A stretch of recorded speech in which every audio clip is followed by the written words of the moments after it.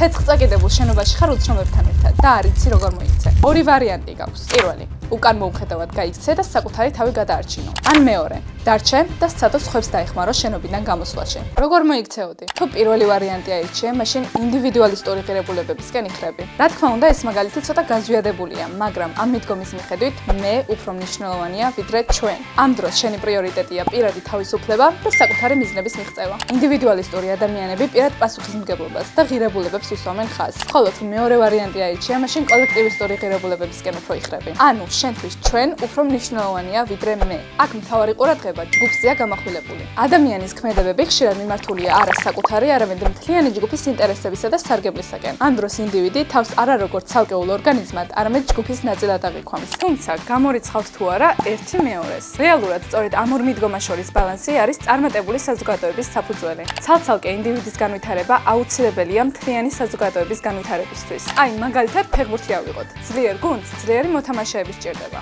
ამისთვის თითოეულმა მოთამაშემ საკუთარ თავზე უნდა იმუშაოს. თავდამსხმელმა გოლის გატანაში უნდა ივარჯიშოს, ხოლო მეკარემ ბურთის დაჭერაში. მაგრამ მხოლოდ ერთი მოთამაშე თამაშს ვერ მოიგებს. აქ ხდება საჭირო კოლექტივიზმი. მთელი გუნდი ერთად მუშაობს, პასებს აკეთებს და ერთმანეთს ეხმარება, რომ თამაში მოიგოს. ანუ, როცა თითოეული ინდივიდი უნარებს ანვითარებს და შემდეგ ამ უნარებს გუნდში იყენებს, გუნდს წარმატების უფრო მეტი შანსი აქვს.